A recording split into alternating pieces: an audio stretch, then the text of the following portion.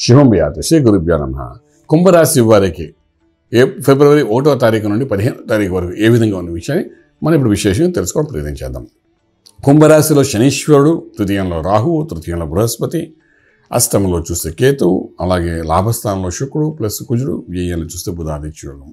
So కుంభరాశి వారికి లగ్నంలో శని ప్రతిదీ జాప్యం చేసుకుంటూ వెళ్తాడు. రాశిలో శనీశ్వరుడు ఉన్నాడు, ఏళ్ళనాడు శని ప్రభావం ఉంది.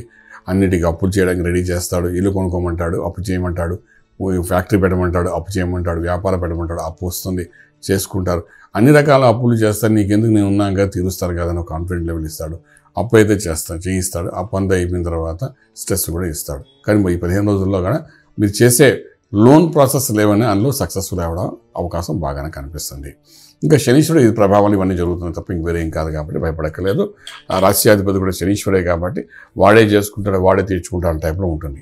అంచేత మీరు భయపడక్కర్లేదు. ఆర్థిక బలం పెరుగుతుంది, ఆర్థికంగా బలోపేతం అవుతారు. అదే ఉద్యోగ ప్రయత్నాల్లో కూడా సక్సెస్ఫుల్ అవుతారు. నో డౌట్ అందులో కూడా మంచి ఫలితాలు వచ్చే అవకాశం ఉంది. ఇక ఇంపోర్ట్ ఎక్స్పోర్ట్ వ్యాపారంలో కూడాను కొంత ఇన్వెస్ట్మెంట్ ప్లాన్ చేస్తారు. రిజల్ట్ మాత్రం ఇమీడియట్గా కాకపోయినా కొంతకాలం తర్వాత కనబడే అవకాశం ఉంటుంది. అలాగే విదేశాలకు వెళ్ళి చదువుకోవాలనుకున్న విద్యార్థికి న్యూట్రల్గానే ఉంది. విదేశాలకు వెళ్ళి సెటిల్ అవ్వాలనుకున్న వాళ్ళు కూడా కొంచెం ప్రయత్నాలు తగ్గించండి 15 రోజుల్లోని. శుభవార్తలు వింటారు, శుభమైన కార్యం చేయడానికి అనుకూలంగా కనబడుతుంది.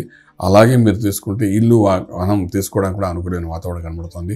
అలాగే స్నేహితుల ద్వారా మంచి ఫలితాలు, అంటే స్నేహితుల ద్వారా ఫలితాన్ని పొందే అవకాశం ఉంటుంది.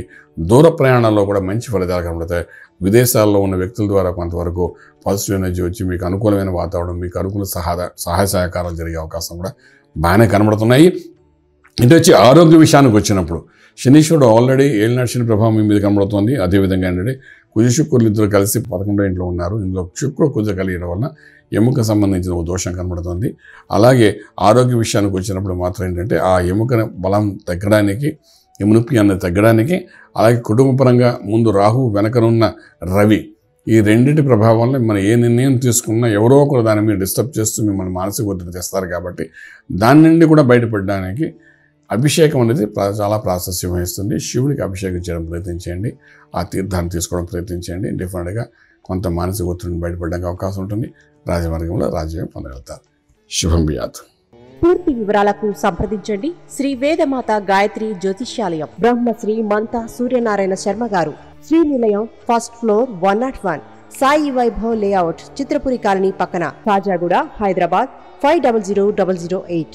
సంప్రదించవలసిన ఫోన్ నంబర్ 8855559147, 8855559148, 9849996644.